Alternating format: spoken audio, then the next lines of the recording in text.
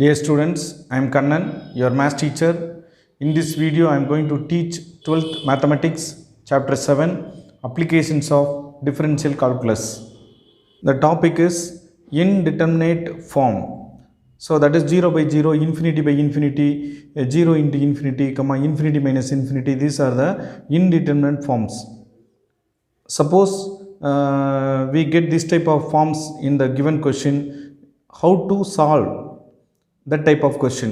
So that is the very important idea. That idea is then L'Hopital rule concept.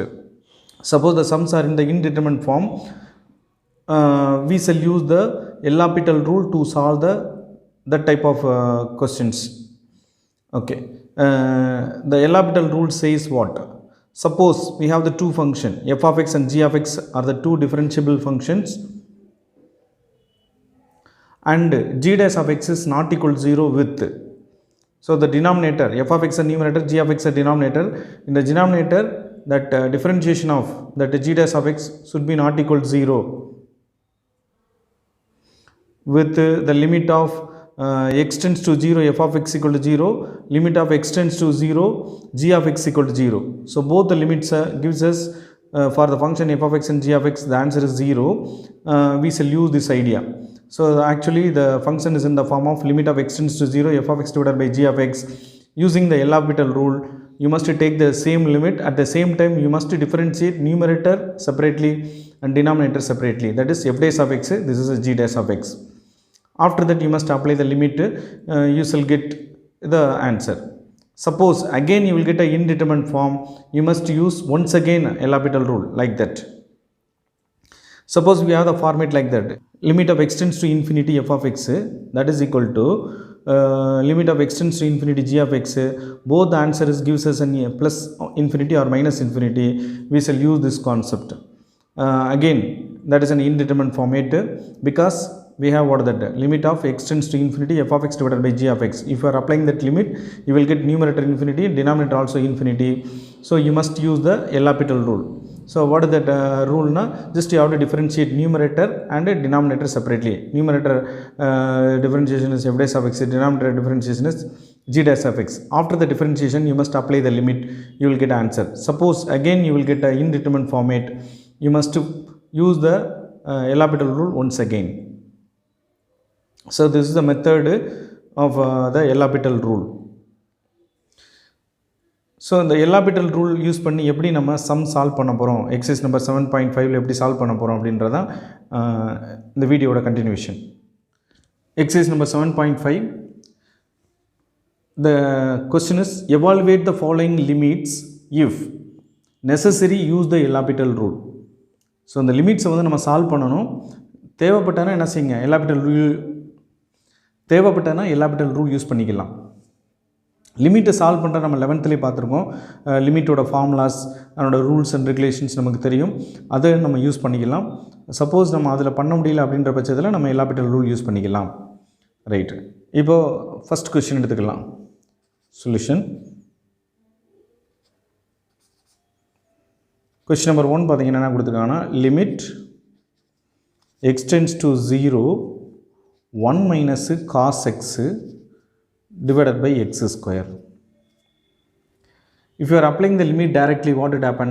இங்கே பார்த்தீங்கன்னா எக்ஸுக்கு 0 apply பண்ணுங்கள், 1 அப்படி தான் வரும்.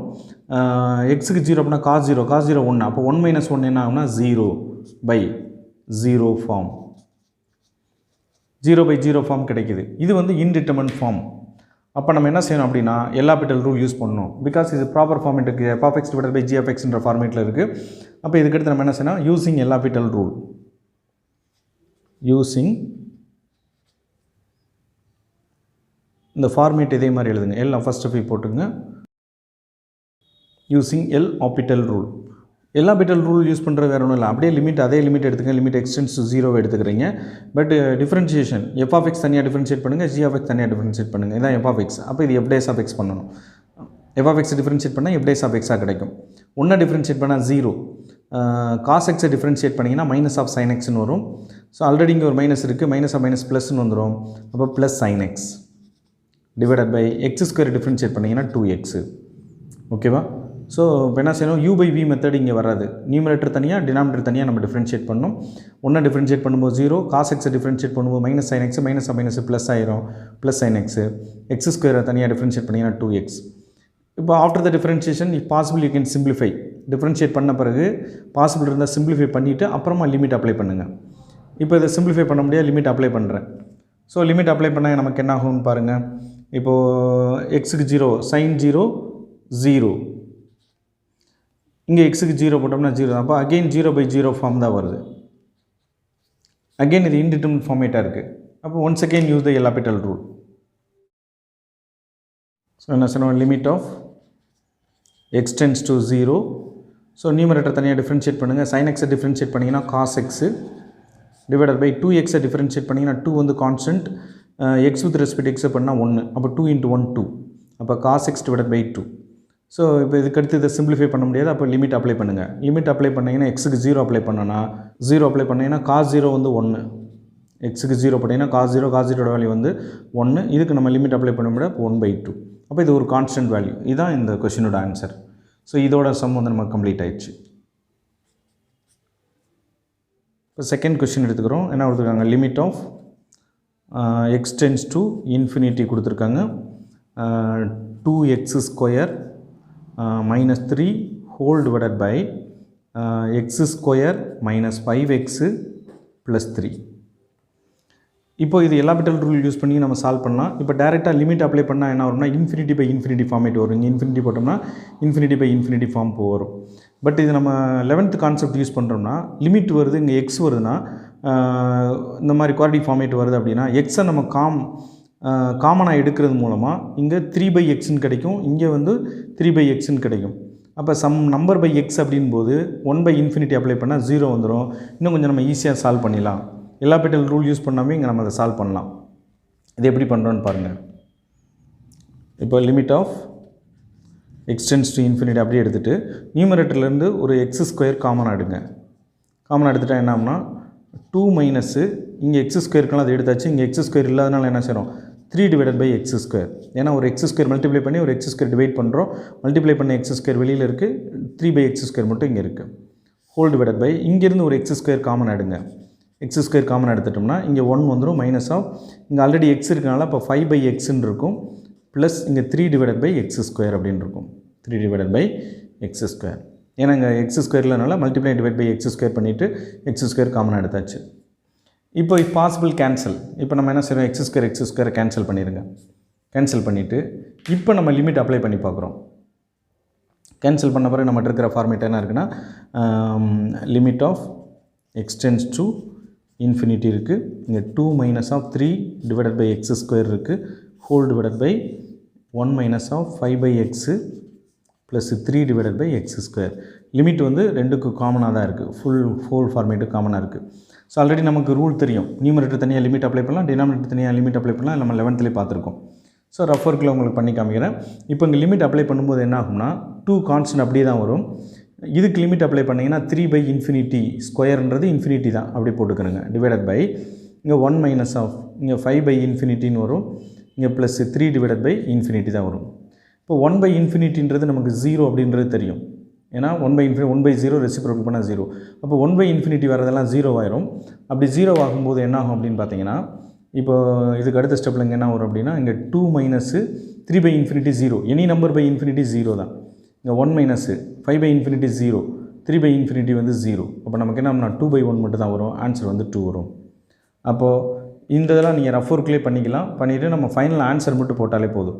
அப்போ நம்ம இங்கே அப்ளை பண்ணும்போது அப்ளை பண்ணி கூட காமிங்க, இப்போ ஒன்றும் பிரச்சனை இல்லை. அப்ளை பண்ண பிறகு லிமிட் போடக்கூடாது. இப்போ 2 minus of 3/∞ whole divided by 1 minus of 5/∞ plus 3/∞. அப்போ நமக்கு என்ன ஆயிரும் பார்த்தீங்கன்னா 2 minus 0 divided by 1 minus 0 plus 0. அப்போ ஃபைனலாக வந்து 2/1, 2/1. அப்போ ஆன்சர் வந்து 2ன்னு கிடைக்கும். இதுதான் நம்ம கான்ஸ்டன்ட் வேல்யூ. இதுதான் இந்த செகண்ட் கொஸ்டினோட ஆன்சர். ஸோ இதோட இந்த சம் வந்து கம்ப்ளீட் ஆயிடுச்சு.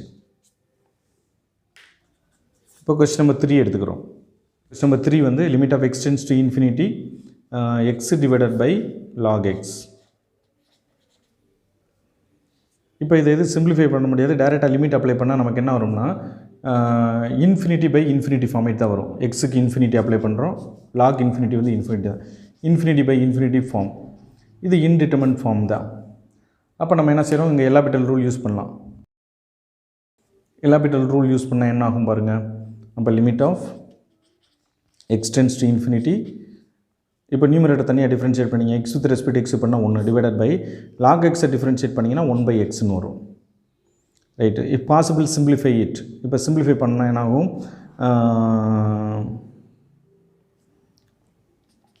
Limit of x tends to infinity, reciprocal பண்ணிங்கன்னா வெறும் எக்ஸ் மட்டும் கிடைக்கும். ஏன்னா ரெசிப்ரோக்கல் ஆகும்போது x/1ன்னு வரும், எக்ஸ்ன்னு இருக்கும். அப்போ நம்ம லிமிட் அப்ளை பண்ண என்ன ஆகும் அப்படின்னு பார்த்தீங்கன்னா, எக்ஸுக்கு லிமிட் அப்படின்னா இன்ஃபினிட்டி அப்படின்னு வரும். ஸோ இதான் நமக்கு அந்த கான்ஸ்டன்ட் வேல்யூ. இதோட இந்த சம் வந்து கம்ப்ளீட் ஆயிடுச்சு. இப்போ கொஸ்டின் நம்பர் 4 வரும். 4 என்ன கொடுத்துருக்காங்க அப்படின்னா, limit of x tends to π/2 minus, அதாவது லெஃப்ட் லிமிட்ன்றக்கா மைனஸ் போட்டிருக்காங்க, secant x divided by tan x. இப்போ நீங்கள் சீக்கண்ட் π/2 அப்ளை பண்ணிங்கன்னா இன்ஃபினிட்டி தான், tan π/2னா இன்ஃபினிட்டி தான். அப்போ இன்ஃபினிட்டி பை இன்ஃபினிட்டி ஃபார்மேட் போட்டு எலாபிட்டல் ரூலும் யூஸ் பண்ணலாம். அடுத்து நம்ம 11th படித்த கான்செப்ட் படி பார்த்தீங்கன்னா, இதை ஃபர்தராக சிம்பிளிஃபை பண்ணிவிட்டு அப்புறமா நம்ம லிமிட் அப்ளை பண்ணலான்ற ரூல் இருக்குது. அப்போ இதை ட்ரை பண்ணுறோம், அதை கொஞ்சம் சிம்பிளிஃபை பண்ணலான்னு பார்த்து ட்ரை பண்ணுறோம். அப்படி ட்ரை பண்ணும்போது என்ன ஆகும் அப்படின்னு பார்த்தீங்கன்னா, limit of x tends to π/2 மைனஸ்ன்னு இருக்குது. சீக்கண்ட் எக்ஸை வந்து 1/cos xன்னு எழுதலாம், இன்ட்டு tan எக்ஸை வந்து sin x/cos xன்னு எழுதிட்டு ரெசிப்ரோக்கலாக எழுதினோம்னா cos x divided by sin x அப்படின்னு எழுத முடியும். ஸோ tan x வந்து sin x/cos x, ஆக்சுவலாக tan x அப்படின்றது நமக்கு என்ன ஆகும்னா sin x divided by cos x அப்படின்னு இருக்கும். ரெசிப்ரோக்கல் பண்ணும்போது cos x/sin x நமக்கு கிடைக்கும். இந்த cos x கேன்சல் பண்ணிடும். அப்போ ரிமைன் நமக்கு என்ன இருக்குன்னா, limit of x tends to π/2 minus என்ன இருக்குன்னா 1/sin x மட்டும் இருக்கும், 1/sin x. இப்போ இதுக்கு மேலே அதை சிம்பிளிஃபை பண்ண முடியாது, லிமிட் அப்ளை பண்ணுறோம். லிமிட் அப்ளை பண்ணால் என்ன ஆகும், லிமிட் அப்ளை பண்ண லிமிட் போடக்கூடாது, 1/sin π/2 மட்டும் போட்டால் போதும், மைனஸ் தேவையில்லை. ஏன்னா லெஃப்ட் லிமிட் இருக்கா போட்டிருக்காங்க, நம்ம அப்ளை பண்ணுவோம் π/2 போட்டால் போதும். sin 90 டிகிரி வந்து 1, அப்போ என்னன்னா தட் இஸ் ஈக்குவல் டு 1/1 அப்படின்னு வரும். அப்போ ஃபைனல் ஆன்சர் வந்து 1. ஸோ இதான் அந்த கான்ஸ்டன்ட் வேல்யூ. இதோட இந்த சம் வந்து கம்ப்ளீட் ஆயிடுச்சு. இப்போ 5th கொஸ்டின் வரும். 5th கொஸ்டின் கொடுத்துருக்காங்கன்னா, limit of x tends to infinity கொடுத்துருக்காங்க, e to the power of minus x square root of எக்ஸ்ன்னு கொடுத்துருக்காங்க. இப்போ நமக்கு என்ன வரும்னா, இதை அப்படியே டேரெக்டாக அப்ளை பண்ணோம்னா e power infinity into infinity format வரும். அது இன்டிட்டர்மினன்ட் ஃபார்மேட் தான்.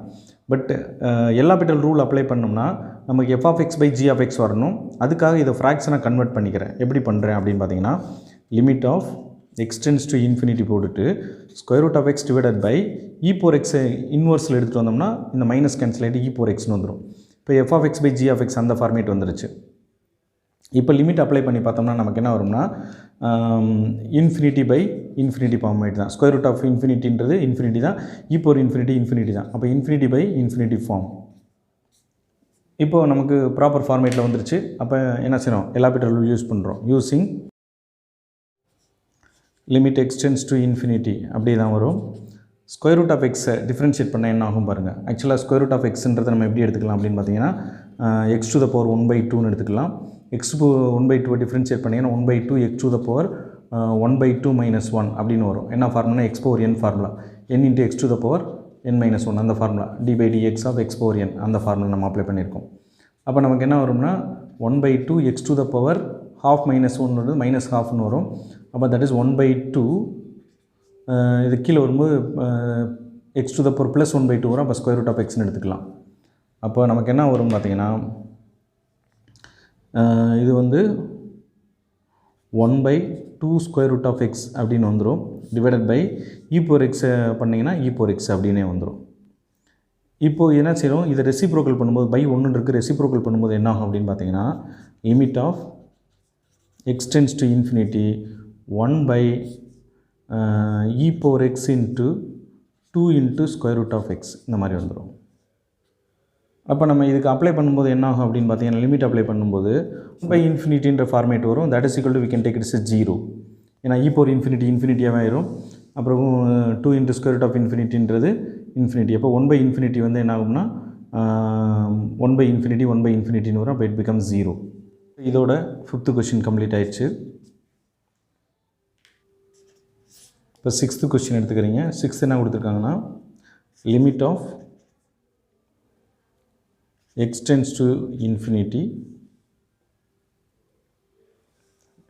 limit of x tends to 0, 1 by sin x minus 1 by x. இது வந்து ஒரு ப்ராப்பரான ஃபார்மேட்டில் f of x by g of x ன்ற மாதிரி இல்லை. சிம்பிள் ஃப்ராக்ஷன், இது ஒரு ஃப்ராக்ஷன் இருக்குது, இந்த மாதிரி இருக்கக்கூடாது. அப்போ f of x by g of x மாற்றுறதுக்கு நான் என்ன செய்கிறேன், ஜஸ்ட் கிராஸ் மல்டிப்ளை எடுத்துக்கிறேன். Limit of x tends to 0, இதை இங்கே எடுத்துனா x minus of sin x அப்படின்னு வந்துடும், divided by x into sin x அப்படின்னு எழுதிக்கலாம். ஆக்சுவலாக sin x into xன்னு வரும், நம்ம இங்கே x into sin x எழுதணும்னா நம்ம கொஞ்சம் ப்ராப்பராக இருக்கும், அதுக்காக அந்த மாதிரி எழுதிக்கிட்டோம். இப்போ லிமிட் அப்ளை பண்ணால் என்ன வரும்னு பாருங்கள். இப்போ அப்ளை பண்ணிங்கன்னா 0 அப்ளை பண்ணுறீங்க, 0 sin 0 0, அப்போ 0 தான் வரும். இங்கே அப்ளை பண்ணால் 0 டோட்டலாக வரும், அப்போ 0 by 0 ஃபார்ம். 0 by 0 ஃபார்ம்ன்றது என்னென்னா இன்டிட்டர்மினன்ட் ஃபார்மேட்டு. அப்போ நம்ம என்ன செய்யணும், எல்ஹாபிட்டல் ரூல் யூஸ் பண்ணணும். Using L'Hopital rule, limit of x tends to 0 அப்படி இருக்கட்டும். நியூமரேட்டர் தனியாக டிஃப்ரென்ஷியேட் பண்ணிங்க. x with respect to x differentiate பண்ணால் 1 மைனஸ் sin x டிஃப்ரென்ஷியேட் பண்ணிங்கன்னா cos x டிவைடட் பை, இது என்ன செய்யணும்னா யூவி மெத்தடில் பண்ணணும். எக்ஸை வச்சுங்க, sin x டிஃப்ரென்ஷியேட் பண்ணிங்கன்னா cos x plus sin x வச்சுங்க, x with respect to x பண்ணால் 1 வரும். யூவி மெத்தடு, எக்ஸை வச்சுட்டோம், sin x பண்ணால் cos x plus sin x அப்படி வச்சாச்சு, x with respect to x பண்ணால் 1 வந்துருச்சு. இப்போ இதை ஃபர்தராக சிம்பிளிஃபை பண்ண முடியுமான்னு பார்த்தீங்கன்னா அது பண்ண முடியாது. அப்படியே வச்சுக்கிற வேண்டியதான். டைரெக்டாக லிமிட் அப்ளை பண்ணி பார்க்குறோம். லிமிட் அப்ளை பண்ண பார்த்தோன்னா என்ன ஆகும் அப்படின்னு பார்த்தீங்கன்னா, அகெயின் இது என்ன பாருங்கள், இங்கே காசுக்கு 0 அப்ளை பண்ணிங்கன்னா cos 0 1, அப்போ 1 மைனஸ் 1 0 தான் வரும், டிவைடட் பை இங்கே 0 அப்ளை பண்ணால் ஃபுல்லாக 0 வரும், sin 0 0 வந்துடும், அப்போ டோட்டலி 0 தான், அப்போ 0 by 0 ஃபார்ம். அப்போ again using L'Hopital rule, again using L'Hopital rule. அப்படி ரூல் யூஸ் பண்ணும்போது என்ன பாருங்கள், இதே limit of x tends to 0 அப்படி இருக்கட்டும், 1 டிஃப்ரென்ஷியேட் பண்ணால் 0 ஆயிரும். அடுத்து வந்து மைனஸ் அப்படி இருக்கட்டும், cos x டிஃப்ரென்ஷியேட் பண்ணால் மைனஸ் sin x, அப்போ மைனஸ் மைனஸ் ப்ளஸ் ஆயிரும், இப்போ ப்ளஸ் sin x அப்படின்னு போட்டுங்க, டிவைடட் பை x அப்படி வச்சுக்கிறோம், cos x டிஃப்ரென்ஷியேட் பண்ணால் minus of sin x plus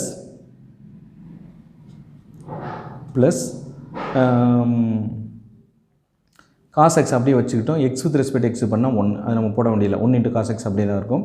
அடுத்து sin x தனியாக டிஃபரன்ஷியேட் பண்ணிங்கன்னா cos x. இப்போ நம்ம இது கூட வேல்யூ அப்ளை பண்ணி பார்க்குறோம். வேல்யூ அப்ளை பண்ணால் என்ன ஆகும் பாருங்கள், sin 0 0 தான், 0 பை இங்கே ஏதாச்சும் பாருங்கள், எக்ஸுக்கு 0 அப்ளை பண்ணால் 0 ஆயிரும், 0 plus cos 0 1 plus again cos 0 1. இப்போ ஃபைனல் பார்த்தீங்கன்னா என்ன இருக்குன்னா 0 by 2 அப்படின்னு வரும், 0 by 2, 0 by anything is again 0 தான். ஸோ அந்த ஃபைனல் ஆன்சர் வந்து 0. ஸோ இதோட இந்த சம் வந்து கம்ப்ளீட் ஆயிடுச்சு. Question number 7, limit of x tends to 1 plus 2 divided by x square minus 1 minus of x divided by x minus 1. இப்போ limit of x tends to 1 plus, அதாவது இது வந்து ப்ராப்பரான ஃபார்மேட் இருக்குல்ல, f of x by g of x அந்த ஃபார்மேட்டில் நமக்கு இருக்கணும். ஸோ அந்த ஃபார்மேட்டு கன்வெர்ட் பண்ணுறதுக்காக நான் என்ன செய்கிறேன் அப்படின்னா, இதுக்கு எல்சிஎம் கான்செப்ட் அப்ளை பண்ண போகிறேன். அதுக்கு இன்னும் கொஞ்சம் சிம்பிளஸ்ட் ஃபார்மேட் எடுக்கிறேன். எப்படின்னா 2 டிவைடட் பை இது x ஸ்கொயர் மைனஸ் 1 ஸ்கொயர் எழுதலாம், அப்போ a ப்ளஸ் b இன்ட்டு a மைனஸ் b ஃபார்மேட்டு. அப்போ x plus 1 into x minus 1 minus of x divided by x minus 1. இப்போ limit of x tends to 1 plus, இப்போ இதுக்கு நான் LCM என்ன, இதுதான் நம்ம எல்சிஎம் எடுத்துக்கிற போகிறோம். எல்சிஎம் என்ன எடுத்துக்கிறோம் பார்த்தீங்கன்னா x plus 1 into x minus 1, இதான் நமக்கு எல்சிஎம். அப்போ ஆல்ரெடி இங்கே இருக்குது, அது நம்ம எடுக்க தேவையில்லை. அப்போ 2 மட்டும் எடுத்துக்கிறீங்க, மைனஸ் ஆஃப் x இன்ட்டு இங்கே x மைனஸ் 1 இருக்குது. அப்போ நம்ம எது மட்டும் எடுத்துக்கிட்டால் போதும்னா x ப்ளஸ் 1 மட்டும் எடுத்துகிட்டால் போதும். ஏன்னா x plus 1 divided by x plus 1 multiply பண்ணிங்கன்னா இந்த ஃபார்மேட் வந்துடும். ஸோ இந்த மாதிரி இதை சிம்பிளிஃபை பண்ணிவிட்டு இந்த எல்சிஎம் கான்செப்ட் எடுத்துக்கிட்டாச்சு. இப்போ இதை ஃபர்தர் மோர் சிம்பிளிஃபை பண்ணும்போது என்னம்னா limit of x tends to 1 plus அப்போ என்ன பார்த்தோன்னா 2 மைனஸ் ஆஃப் மல்டிப்ளை பண்ணிங்கன்னா minus x square minus x divided by இது a plus b into a minus b அப்போ a square minus b square அப்போ x square minus 1 அப்படின்னே போடலாம் a square minus b square format போட்டாச்சு right இப்போ நான் limit apply பண்ணி பார்க்குறேன் லிமிட் அப்ளை பண்ணும்போது என்ன ஆகும் அப்படின்னு பார்த்தீங்கன்னா நம்ம 1 அப்ளை பண்ணுறோம் 1 அப்ளை பண்ணும்போது என்ன ஆகும்னா இங்கே 1 வரும் இப்போ 2 மைனஸ் 2 0ன்னு வந்துடும் டிவைடட் பை இங்கே 1 அப்ளை பண்ணிங்கன்னா 1 மைனஸ் 1 0 இப்போ 0/0 ஃபார்ம் இப்போ 0/0 ஃபார்ம் அப்படின்னா இன்டிட்டர்மினன்ட் ஃபார்மேட்டு இதை சால்வ் பண்ணணும்னா நம்ம எல்ஹாபிட்டல் ரூல் யூஸ் பண்ணணும் அப்போ யூஸிங் எல்ஹாபிட்டல் ரூல் அப்படி யூஸ் பண்ணும்போது என்ன ஆகும் அப்படின்னு பார்த்தீங்கன்னா limit of x tends to 1 plus 2 வந்து கான்ஸ்டன்ட் டிஃபரன்ஷியேட் பண்ணால் 0 ஆயிரும் எக்ஸ் ஸ்கொயர் டிஃபரன்ஷியேட் பண்ணிங்கன்னா 2x எக்ஸை டிஃபரன்ஷியேட் பண்ணிங்கன்னா 1 2x minus 1 divided by x square differentiate பண்ணிங்கன்னா 2x லிமிட் அப்ளை பண்ணுறோம் லிமிட் அப்ளை பண்ணும்போது நமக்கு என்ன வருது அப்படின்னா 1 அப்ளை பண்ணால் minus 2 into 1 minus 1 divided by 2 into 1 அப்போது மைனஸ் 2 மைனஸ் 1 டிவைடட் பை 2 அப்போது minus of 3 divided by 2 so இதான் நமக்கு ஃபைனல் ஆன்சர் இதோட சம் கம்ப்ளீட் ஆயிடுச்சு